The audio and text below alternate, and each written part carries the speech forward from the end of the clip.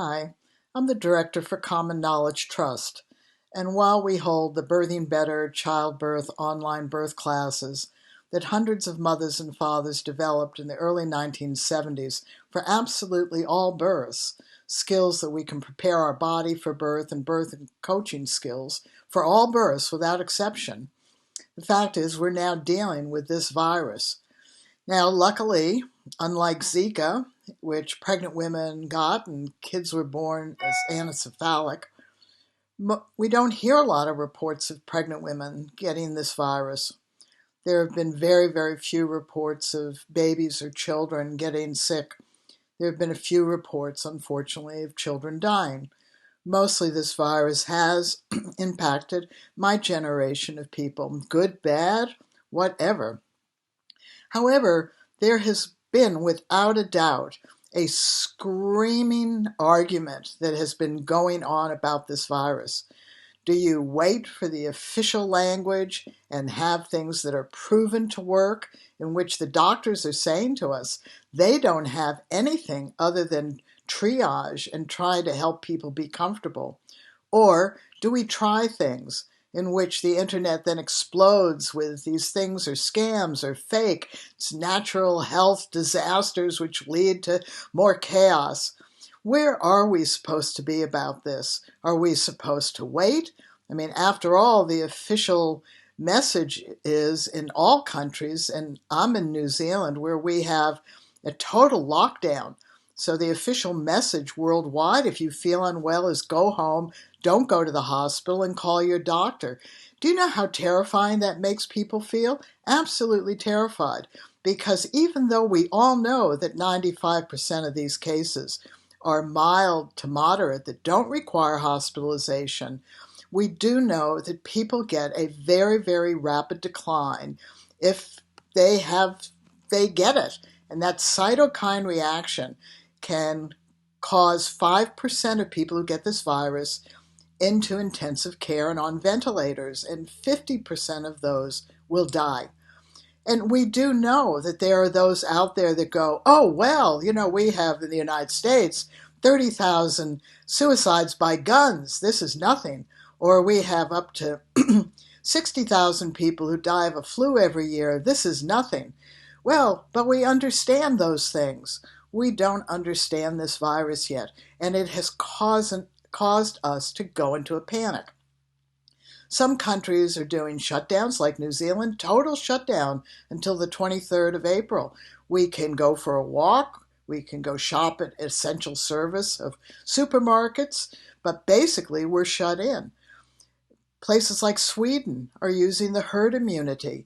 The United States, under the confused message of our federal government, is kind of sort of maybe not, don't know. So the fact is that in the United States, it is going to spread. And it's going to spread probably in New Zealand once the lockdown is finished, because you're not going to be able to stop the virus from spreading. So it gets back to this thing. Do we wait until we have proven things like a vaccine, or do we do something else? And that's where this BBC article is so profound. The article is basically, why do people in some countries wear face masks? There has been zero proof that face masks work, and yet there are some countries in which everybody wears them, and in other countries where nobody does. It's been proven that the virus lingers on surfaces, but what surfaces? We're told to clean only very few of them. It could be in my hair, on my eyeglass, on this chair, on my clothes. Where? What surface are we cleaning? So it's not really proven where it is or how it is. And we're told that this is fairly asymptomatic. 50% of people tested are asymptomatic. So what does that mean? That we have no symptoms and then suddenly we get the cytokine reaction and we end up in intensive care and 50% of us are going to die. That is terrifying. So one of the things that this article said was that the reason people wear face masks in some country is under a philosophical viewpoint, which is every little bit helps. And in New Zealand now, the total lockdown is the same thing. People in New Zealand believe we will follow the government and that every little bit helps, that if we can stay home for the next month, that this virus will lessen. We don't know that, but every little bit helps. So when this discussion sort of bloom, don't use any natural health stuff, only wait for the proven stuff. I'm the director of an NGO called Common Knowledge. Trust me, we believe in every little bit helps because I've spent a third of my life living in countries and traditional communities where there is little or no access to any modern health care. Do you think people really just wait? No, every little bit helps. So we want you to know what that every little bit helps does. So if you feel at all that you might have caught this virus, then the first thing to do is to do what doctors, nurses, and dentists have told us for years to cut down on the load of viruses and bacteria in our throat and nose, which is gargle with warm salt water or lemon juice or mouthwash or anything you want to do. And do that 3 to 5 times a day because it can cut down on the viral load. Clean out your nose with salt water. I use a neti pot. People go, oh, they're terrible. They've worked for me. So clean out your nose. You can just snort up with salt water like that because you want to clean that back of your nose and your throat out. And one of the things the Chinese doctors have said as they've gone through this, because they use a lot of traditional Chinese medicine, they said, only drink warming things. Because you do get a chill at the beginning of this, just like you do with a flu. So drink warming things, drink warming soups, warming things. The other thing is that people supposedly lose their sense of smell or sense of taste, but they also get a dry mouth. And if you get a dry mouth, your body is telling you you are dehydrated. And the best way to get rehydrated is for you to mix up your own oral rehydration formula, which is slightly salty, slightly sweet, and drink at least 2 8-ounces of warm oral rehydration. Drink right away and see in 20 minutes if your mouth is still as dry. If it isn't, yippee! Every little bit helps. And this is what I have been following. I also got herbal lozenges, particularly strong mentholated things, because we don't know. We know that this virus attaches and multiplies in our cells, but many of us grew up with Vicks, and we know how it helps open up our airways and open up our lungs. So perhaps this virus doesn't like strong odors. We don't know. But herbal lozenges, mints, and things like that are fragrant, cedars, eucalyptus, inhaling that. Warm teas, ginger tea is very good because it warms us. We're going into winter here. You're going into summer. If you feel cold, hot water bottles or fill a glass bottle up with hot water, wrap it in a towel and stay warm. If you have access to zinc, the Chinese doctor said zinc is working better than vitamin C.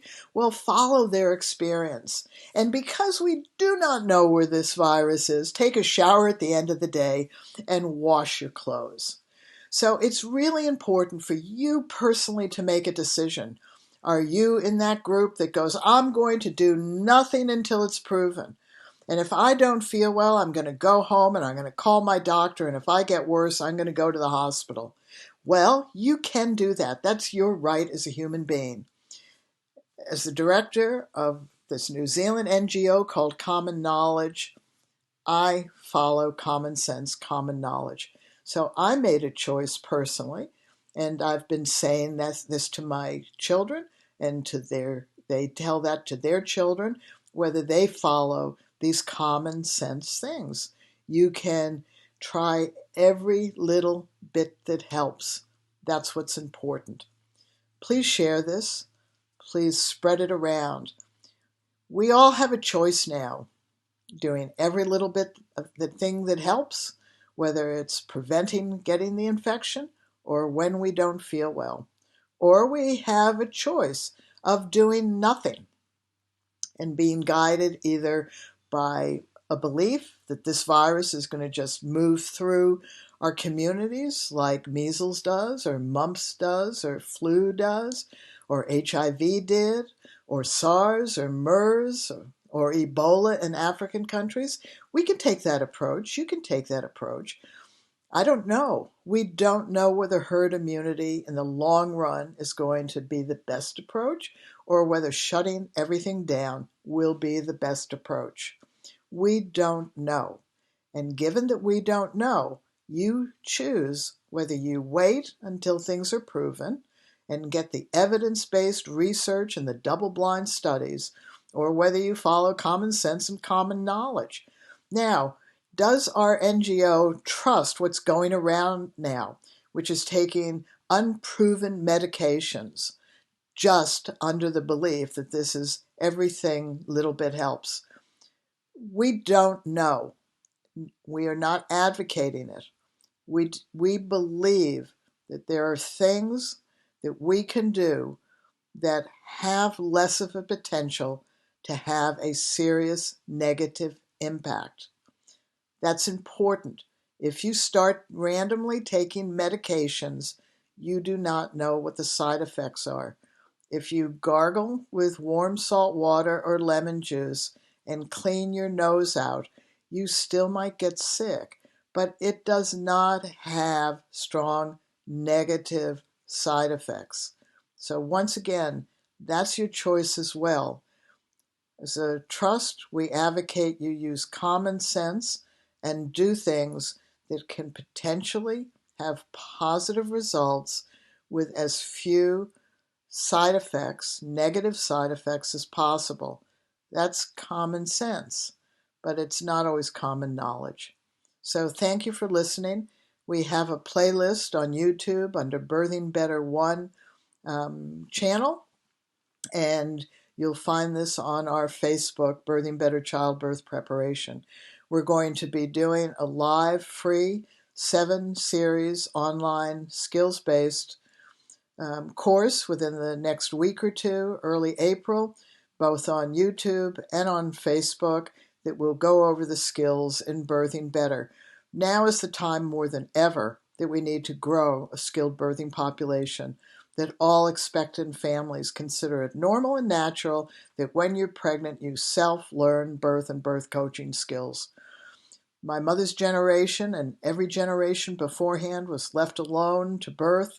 They didn't have skills. My generation was fortunate that Lamaze and Bradley method were taught all over the United States, and multiple millions of us use skills in hospitals where doctors and labor and delivery nurses saw us using some skills to cope and manage, work through, handle, deal with, stay on top of, and feel in control. And then the natural birth movement came along and continued the message that we just really want natural births, and decided that the choices and birth plans were going to achieve that. We forgot very early that 100% of pregnant women will give birth one way or another, and that it is always an activity we do with our baby. And this is a life-transforming activity in which we need to be skilled. And the best person to teach us our skills is ourselves. And thankfully, we now have a lot of ways to teach ourselves, whether it's online or now almost entirely online. So we used to be in the library, and some people went to classes, which is fine. You're still self-learning. So remember, if you know a pregnant woman or you're pregnant yourself, become skilled. We'd love you to want to purchase Birthing Better, but there are other skills-based methods out there as well. You just want to use skills so that you cope and manage better, regardless of where you birth, who is with you, what's happening to or around you, or your beliefs around birth. You cannot plan a birth. Babies don't come to plan. But you are going to do that activity. So do that activity with skills. And even though your partner or your doula may not be with you, they can help you learn these skills in the privacy of your own home. So go ahead and take care. Bye-bye.